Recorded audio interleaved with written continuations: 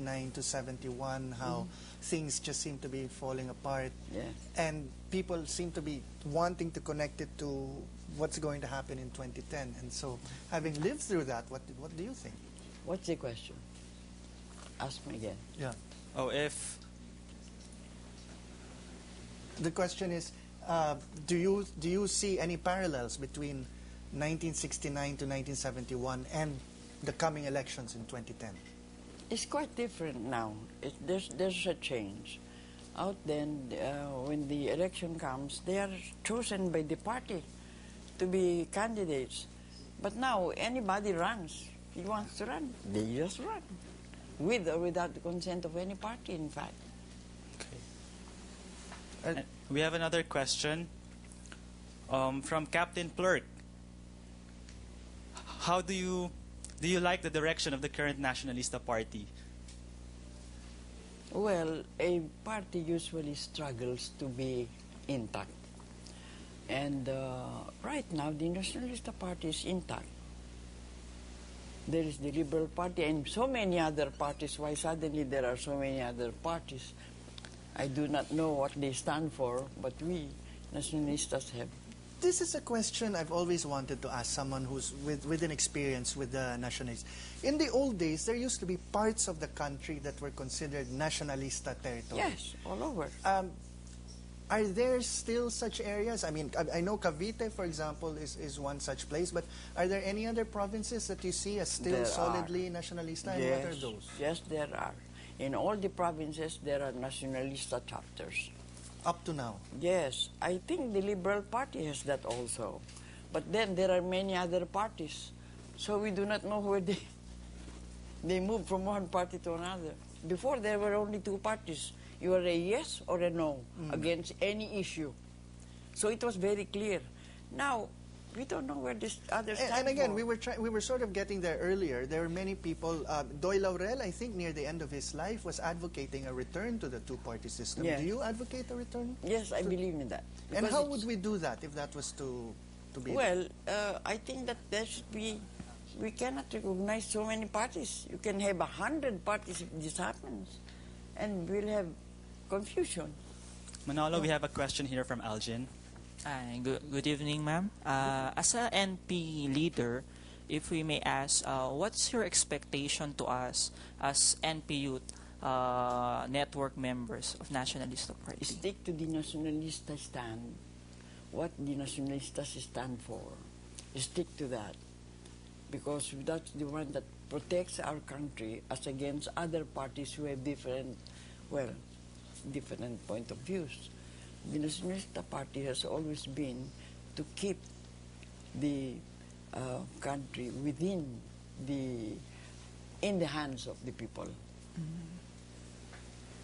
That's the way we are in the Nacionalista Thank Party. you, ma'am. Ma'am, if I may follow up this question, with our present status today in our society, if we may ask, what's your assessment to the status of our youth today, ma'am? I think the youth are more alert. They're more concerned. And, probably they get confused with so many other parties going on. They don't know what each party stands for. You cannot have 10 parties and 10 different point of views about the country. It's either yes or no for certain matters, if you are for or against any issue. But if you have a confused variety of opinions, our own youngsters, our new nationalists get confused. You have another text message, ma'am, from Randy. Is the Nacionalista Party the Philippine equivalent of the Republican Party? Is the Nacionalista Party the Philippine equivalent of the Republican Party? What Republican Party? In the United States, ma'am. United States? I cannot compare. We cannot compare. It's different.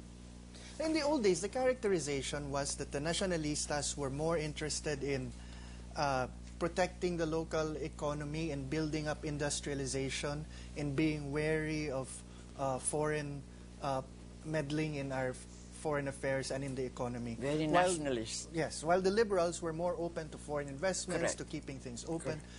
of course, starting in the 70s, people started arguing that there was no fundamental difference between nationalistas there was a great and liberals. difference. There was a great difference. The Liberal Party was open to incoming of foreign influence. The Nationalista Party was not. It was more defensive on our own nationalism. And what you're advocating to these young people here is to bear that identity of the nationalistas Correct. in mind. We want to protect our country more than allow foreign investment eat us up. We have another text message from Jake. What would you have done differently from Cory as president? What did Cory do? Anyway. Well, if I were president, you mean? Yes, ma'am. Firstly, I would see to it that the economy is in the hands of the Filipinos. You will notice during Garcia's time, you remember President Garcia? All banks were in Filipino hands. After Garcia, now all banks are in foreign hands. Do you realize this? The bank, our money is in foreign hands. But during Garcia's time, all banks are Philippine banks, no foreign. See that contrast very well. Your money is in the hands of foreign investors. Our money. Ma'am, we have a last question from Annalisa. After the Plaza Miranda bombing, as a victim, how does it affect and change your life? What? How did the Plaza Miranda bombing affect and change your life? It has not really changed. I know that it's part of the game in politics. You get bombed, you get shot, you get killed, you get praised, you have all kinds of accolades. But part of the game in politics. You have to face that when you go into politics. Okay. And on that note, let me give you my view. In a country condemned like a child to live in an eternal present, we need people who take the time to hand down their memories to posterity. In other words, who provide testimony. Eva Estrada Calao joins her father-in-law, the great Teodoro M. Calao, and other politicians like Jose Romero and Arturo Tolentino in writing a political memoir, this one, Political Journey, that was published by Anvil and which you can get in bookstores, which is both candid and filled with insight. The best it can give us is testimony about what she did facing the problems of her times. But the thing is, many of the problems she faced continue to be the problems in our own times. And so as she makes this connection between your generation and hers, between the generation of the young nationalistas here and anyone else interested in being involved in party politics, there is a bit of wisdom and truth in her book. So thank you, Senator Calao, for sharing your life and thoughts with us tonight.